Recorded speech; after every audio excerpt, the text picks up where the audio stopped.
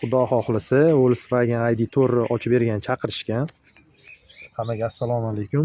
Xo'p, qaranglar, bularda shunaqa holat bo'lganki, mana shu o'zini родной kaliti ham akkumulyator o'tirib qolgan holatda ochsalar ochilmagan.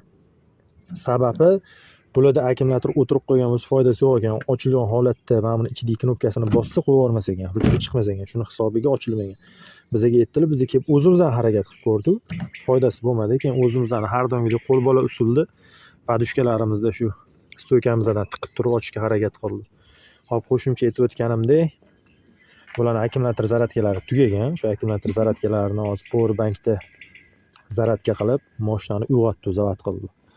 Shunaqa xizmatlar kerak bo'lsa, telefon qilaverasizlar. Xudo xohlasa kuzatib tursanglar, Instagramda yaxshi yangilik qilyapmiz. Xuddi shunaqa ishlarni vizitga borib, 3 ta yo'nalishda, ya'ni akkumulyator o'tirib qolish, mashina ochish, benzinasiz kuyib qoladigan bo'lsa ham, uchalasidan bittasini xudo xohlasa tekinga qilishni xudo xohlasa mo'ljal qilib turibmiz.